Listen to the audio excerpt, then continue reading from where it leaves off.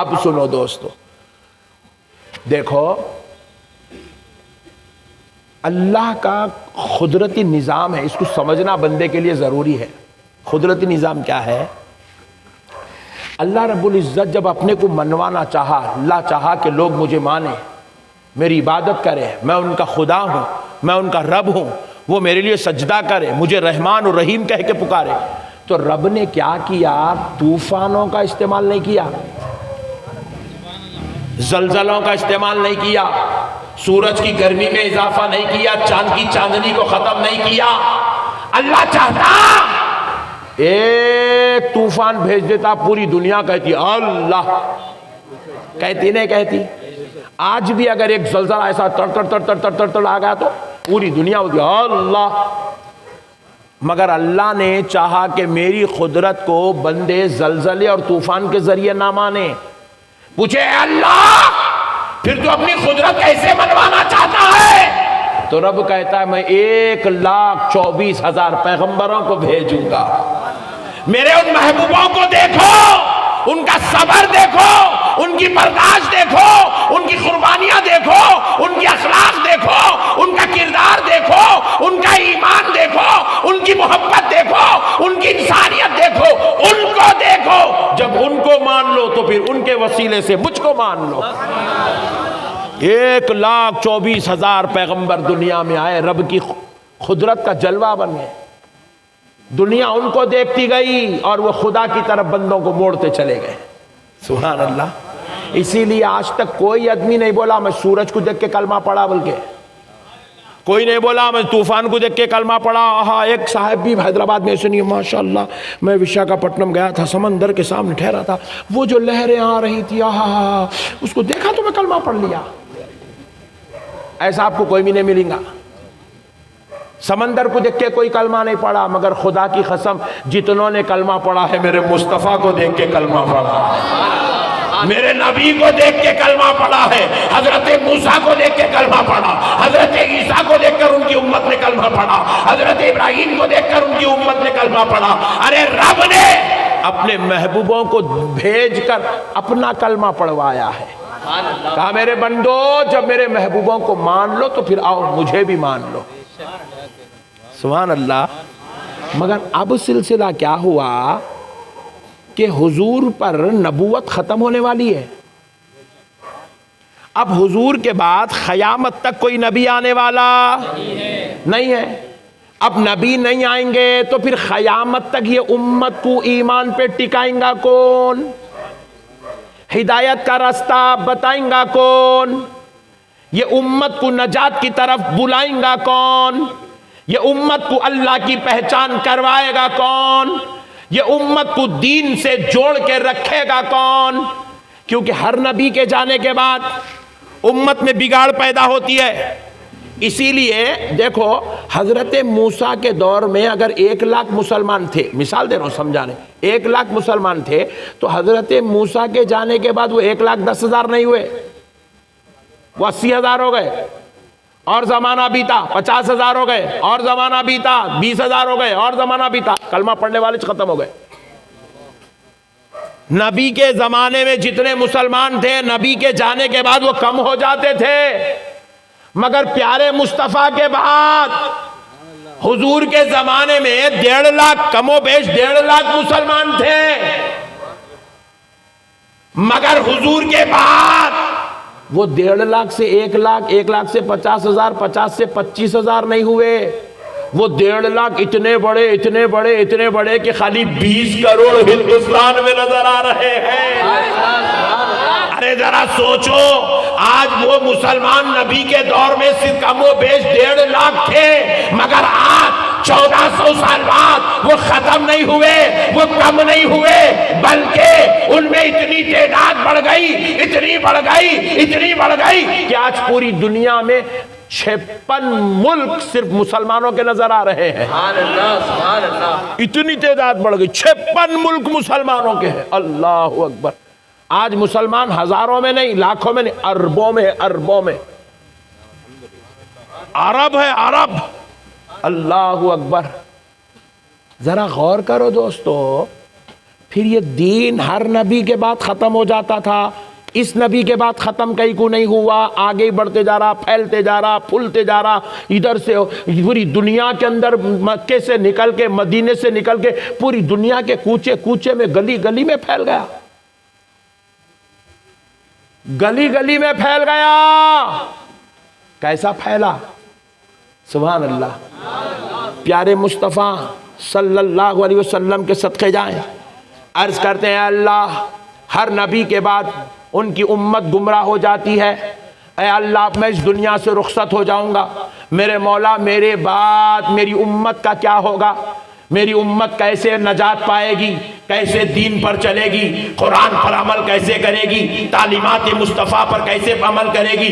بارگاہ الہی سے جواب آیا، مصطفیٰ ہر نبی کے بعد نبوت ختم ہو جاتی تو پھر نبی کا انتظار ہوتا، آپ کی نبوت ختم ہوگی ضرور، مگر میرے حبیب آپ کے بعد کوئی نبی تو نہیں آئے گا مگر اس امت کو دین پر رکھنے کے لیے آپ کی نبوت جس جگہ ختم ہوگی اسی گھر سے ولایت کا آغاز کیا جائے گا۔ نعرہ رسالت، نعرہ رسالت، نعرہ رسالت۔ اللہ اللہ، ولایت کا آغاز۔ حضور کے گھر میں نبوت ختم ہو رہی ہے تو حضور کے گھر سے ہی ولایت کا آغاز ہو رہا ہے۔ کون ہے وہ ولیوں کے سردار، ولیوں کے باپ؟ ابو الاولیاء، سید الاولیاء کون ہے؟ مولا کائنات علی المرتضیٰ ہے۔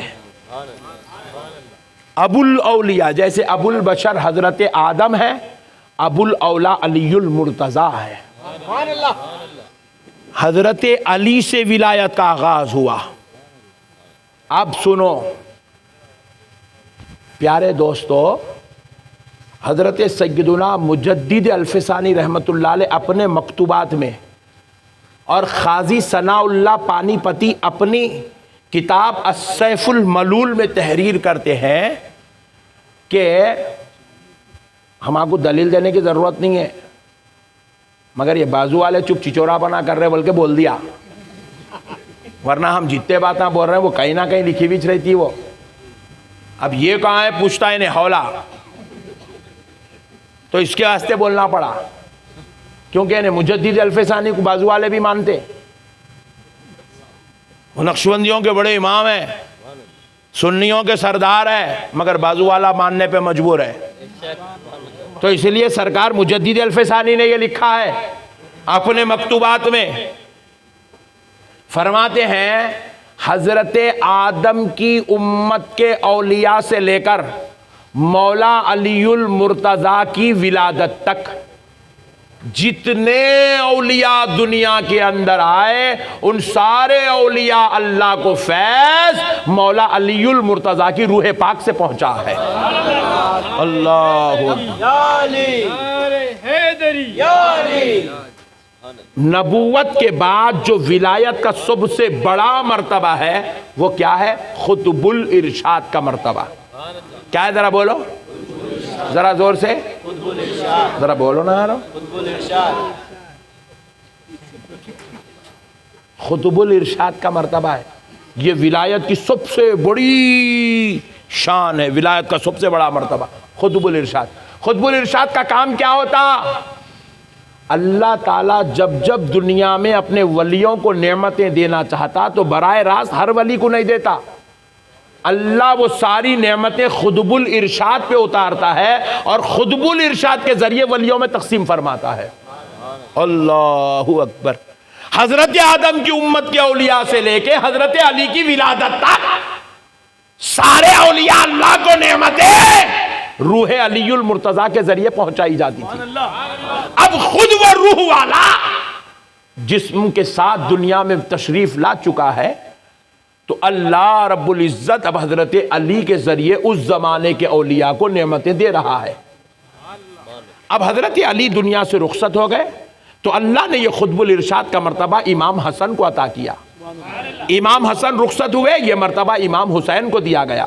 امام حسین دنیا سے رخصت ہوئے تو یہ مرتبہ امام زین العابدین کو دیا گیا، خطب المرشاد کا مرتبہ. اب زین العابدین کے ذریعے نعمتیں دنیا میں تقسیم ہونے لگی سارے اولیاء اللہ میں. حضرت زین العابدین رخصت ہوئے، امام باقر، پھر اسی طرح 12 امام تک یہ سلسلہ چلتا رہا. جب 12ویں امام حضرت سیدنا عسکری اس دنیا سے رخصت ہوئے تو بغداد کی دھرتی پر حضور سیدنا شیخ عبد القادر جیلانی، محبوب سبحانی، قطب ربانی، پیر لاسانی، سرکار غوث الاعظم دستگیر کی ولادت ہوئی. حضرت مجدد فرماتے ہیں جیسے ہی غوث اعظم پیدا ہوئے ان کی پہلی سانس کے ساتھ اللہ نے ان کو خطب الارشاد کے مرتبے پر فائز فرما دیا. نعرے غوث، نعرے غوث، حضور شان دکن، علماء اہل سنت. سرکار غوث اعظم خطب الارشاد کے منصب پہ فائز ہوئے. پوری کائنات کے اولیاء اللہ کو نعمتیں اب در غوث سے تقسیم ہونے لگی. جب سرکار غوث پاک اس دنیا سے رخصت ہوئے، اب تک سب رخصت ہو رہے تھے تو وہ مرتبہ منتقل ہو رہا تھا. سرکار مجدد الف ثانی فرماتے ہیں غوث الاعظم دستگیر دنیا سے رخصت تو ہو گئے مگر اللہ نے ان سے وہ مرتبہ واپس نہیں لیا. فرماتے ہیں وہ مرتبہ آج بھی سرکار غوث اعظم کے پاس ہی ہے. قیامت کے قریب جب امام مہدی دنیا میں ظاہر ہوں گے اس وقت تک وہ مرتبہ غوث اعظم کے پاس ہی ہوگا.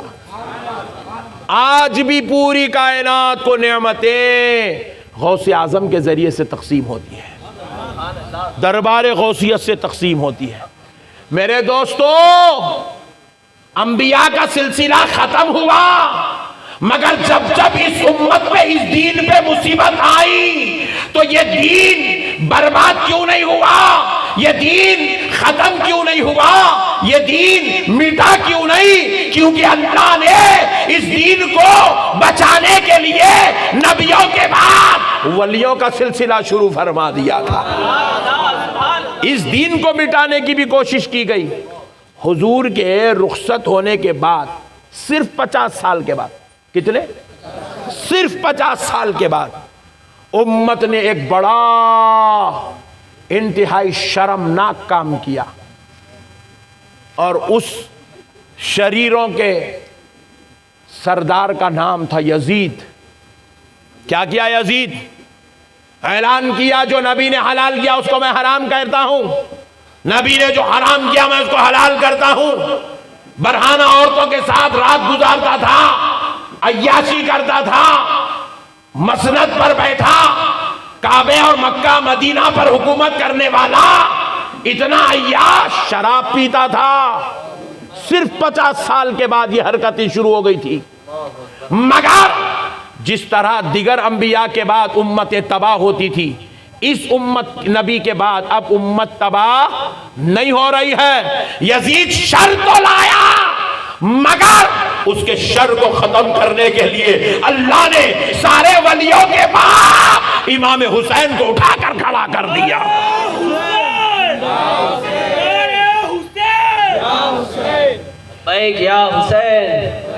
امام حسین کھڑے ہوئے اور یزید کے تخت و تاج کو نیست و نابود کر کے ہلاک و تباہ کر دیا. پیارے دوستو، پھر اس کے بعد آج سے 450 سال پہلے پھر ایک شرمناک کوشش کی گئی تھی دین مصطفیٰ کو ختم کرنے کے لیے. ناپاک عزائم کے ساتھ بادشاہ اکبر، معلوم ہے نا؟ نہیں معلوم؟ ہاں، بادشاہ اکبر بھی بہت خطرناک کام کا راز ہے. دین الہی لایا تھا، تمام ادیان کو جمع کر کے ایک دین بنایا تھا جس کا نام اس نے دین الہی رکھا تھا، اور اسلام کا بول بالا کمزور کرنے جا رہا تھا. یہی بادشاہ اکبر جس کا آج ہم تاریخ میں نام پڑھتے ہیں، یہ دین الہی لا کر اسلام کی دھچیاں اڑا رہا تھا، اسلام کو کمزور کرنے جا رہا تھا. سنو مسلمانوں، وہ اکبر کوئی معمولی شخص نہیں تھا، 10 لاکھ کی فوج اس کے پاس تھی، 10 لاکھ کی فوج تھی، ملکوں کے ملکوں پر اس کا سکہ تھا۔ مگر سنو کیسے ختم ہوا اکبر؟ بازو والے بولے اللہ کے دین کی ہم خدمت کرتے ہیں، اللہ کے دین کو ہم سنبھالے ہوئے ہیں۔ ڈارلنگ تم کہاں تھے اکبر تھے جب دین الہی لایا تھا؟ تم تھے نہ تم تھے، نہ تمہارے ابا تھے، نہ دادا تھے، نہ تمہارا مدرسہ تھا، نہ تمہارے شیخ صاحب تھے، نہ حافظہ اللہ تعالی بھی نہیں تھے۔ نہیں تھے۔ کون کرا اکبر کا مقابلہ؟ اللہ کی قسم حضرت سیدنا شیخ احمد سرہندی مجدد الف ثانی رحمت اللہ علیہ نے مقابلہ کیا۔ کون ہے؟ اللہ کے ولی ہے۔ کیا پہن کے گئے تھے؟ کیا لے کے گئے تھے اکبر کے پاس؟ 10 لاکھ کی فوج اس کے پاس کھڑی ہوئی ہے۔ حضرت مجدد الف ثانی جب دین بچانے گئے تو 10,000 کی فوج نہیں لے گئے، 1,000 غلام نہیں لے گئے، تنہا صرف ٹاٹ پہنے ہوئے تھے، ٹاٹ پہن کے چلے گئے۔ تہس نہس کر دی اکبر کے پورے پروگرام کو۔ اکبر مرا تو اکبر کے ساتھ اس کا دین الہی اس کی خبر میں چلا گیا۔ اللہ نے اس دین کو کسی مولوی یا ملاؤں سے نہیں بچایا، زکوٰۃ کے صدقے کے چندے کے پیسے کھا کے مدرسے چلانے والوں سے نہیں بچایا، اللہ نے بازو والوں سے کام نہیں لیا۔ اللہ نے اپنے حبیب کا اپنا دین بچانا چاہا تو اللہ نے اولیاء اللہ سے کام لیا، ولیوں سے کام لیا۔ میرے پیارے بھائیوں، اسی طرح جب حیدرآباد دکن یہ وہ شہر جس میں 700 سال 800 سال 900 سال پہلے دین آیا، یہ مرکزی مقام تھا، یہاں پہ بڑے بڑے بادشاہ قیام پذیر ہوئے۔ ہندوستان کی تاریخ میں جب آپ دکن کی تاریخ پڑھیں گے تو آپ کو پتا چلے گا اب رات کا وہ پہر نہیں کہ میں اٹھا کر سلطنت آصفیہ پر روشنی ڈالنے بیٹھ جاؤں، آپ سو جائیں گے، نیند لگ جائے گی آپ کو۔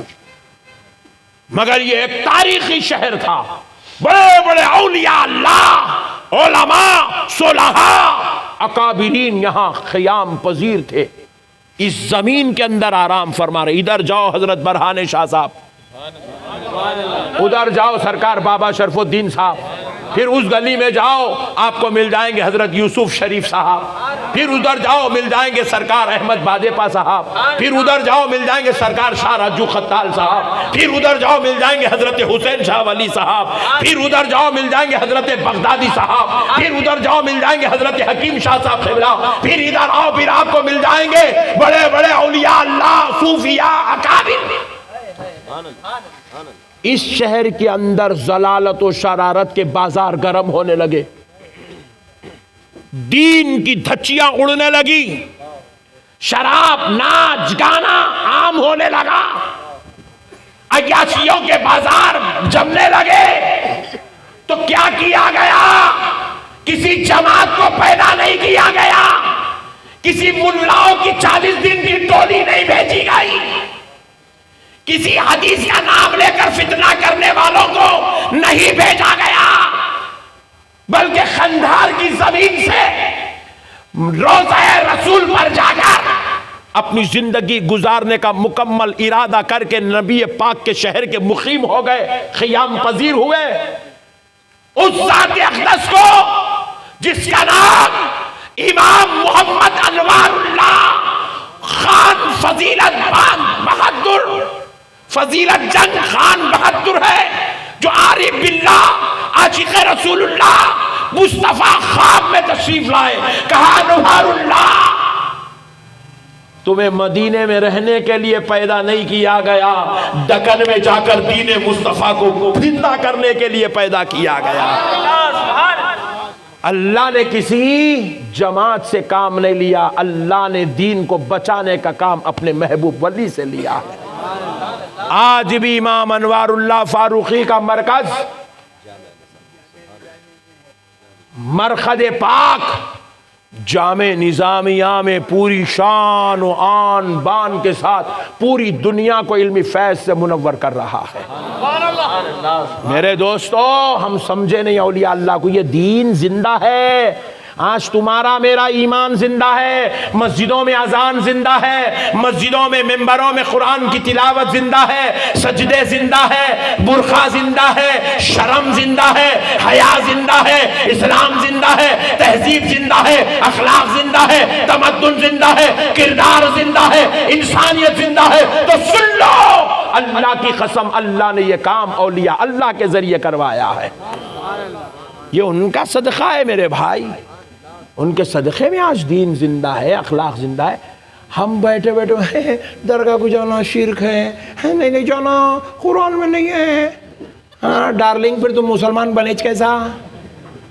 ان کے صدقے میں تو تم مسلمان بنے نا میرے پیارے۔ انہوں نہیں رہتے تو تم کہاں رہتے تھے؟ یہ دکن شہر جو بچا ہوا ہے تمہارے باپ داداؤں نے نہیں بچایا، اس دکن کو سرکار یوسف شریف بابا نے بچایا ہے، اس دکن کو حضرت احمد بادپا نے بچایا ہے، اس دکن کو سرکار حسین شاہ ولی نے بچایا ہے، اس دکن کو سرکار شاہ راجو خطال نے بچایا ہے، اس دکن کو امام انوار اللہ فاروقی فضیلت چند خان بہادر نے بچایا ہے۔ اللہ کا واسطہ مسلمانوں، اولیاء اللہ سے محبت کرو، اولیاء اللہ کو چاہو، اولیاء اللہ سے عقیدت رکھو۔ بس اب آخری بات کہہ کر بات ختم کر رہا ہوں، سنو میرے بھائی،